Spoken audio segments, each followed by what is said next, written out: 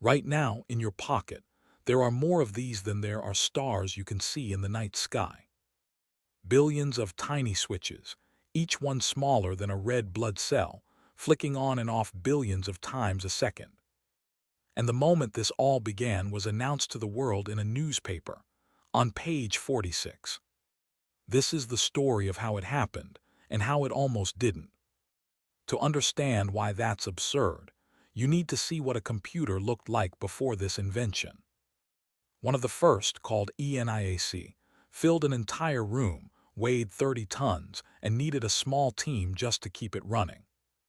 Every switch inside a machine like this was a vacuum tube, a glass bulb, glowing like a tiny light bulb doing one simple job: block a signal or let it through.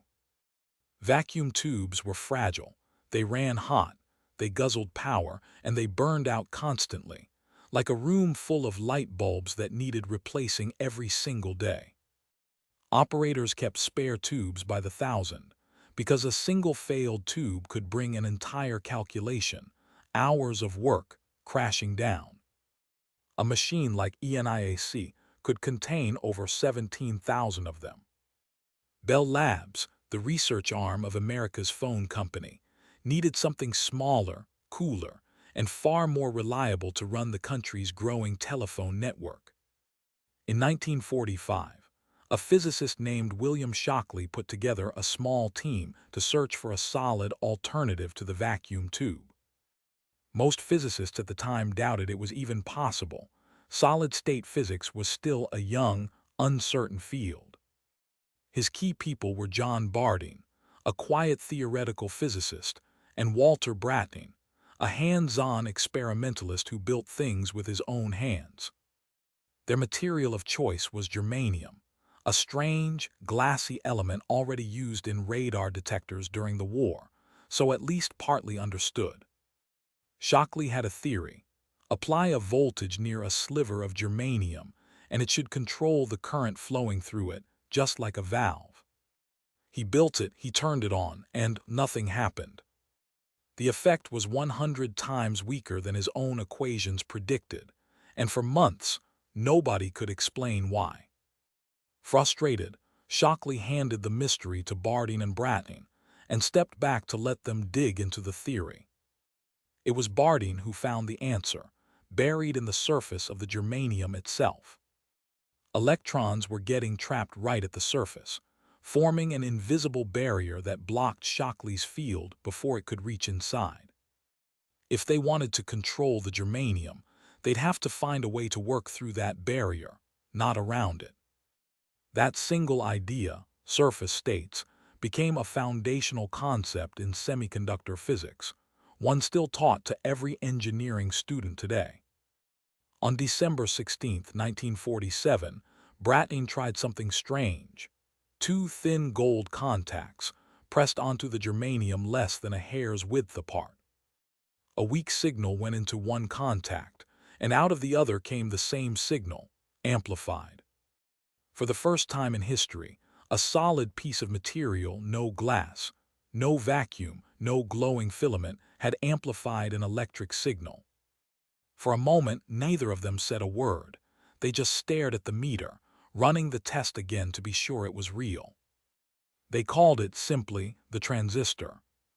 A week later, on December 23rd, they demonstrated it to Bell Labs senior managers. They used it to amplify a voice, speaking into a microphone, and hearing it come back louder through a speaker, with no tube in sight. Bell Labs would later call this quiet lab demonstration the transistor's real birthday. Bell Labs kept it secret for 6 months while lawyers filed the patents, worried a competitor might realize what they'd stumbled onto. There was just one problem. Shockley, the team's leader, hadn't been in the room for the breakthrough.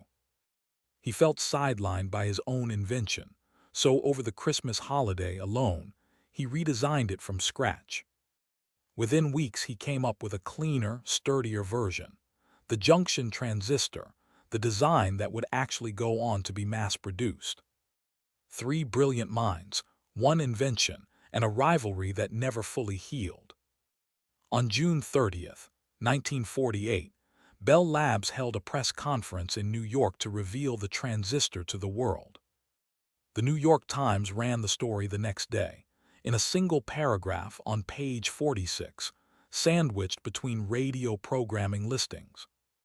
Almost nobody, including most of the scientists who read it, understood what had just happened. It took years for the world to catch up to what Bell Labs had quietly built. In 1954, the transistor radio put this invention into people's pockets for the very first time. In 1956, the same year he shared the Nobel Prize for it, Shockley left Bell Labs and moved to Palo Alto, California, to start his own company. He recruited some of the brightest young engineers in the country, and then made their lives miserable with paranoid management and constant infighting. In 1957, 8 of them quit on the same day. Shockley never forgave them, calling them, for the rest of his life, the traitorous 8. That group founded Fairchild Semiconductor just down the road, and Fairchild's own employees went on to start dozens of companies around it, including one you've definitely heard of, Intel. That stretch of orchards around Palo Alto had a new name waiting for it, Silicon Valley.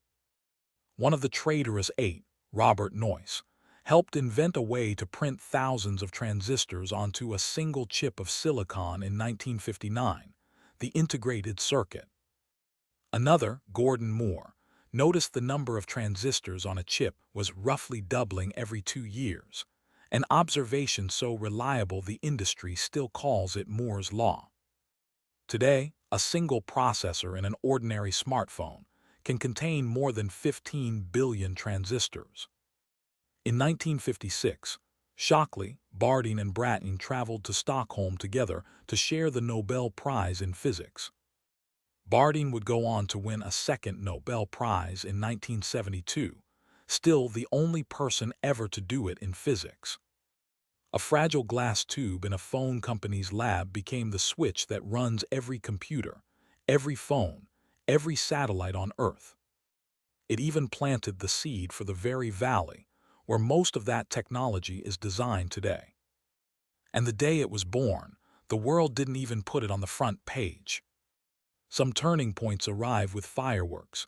This one arrived in a single paragraph on page 46.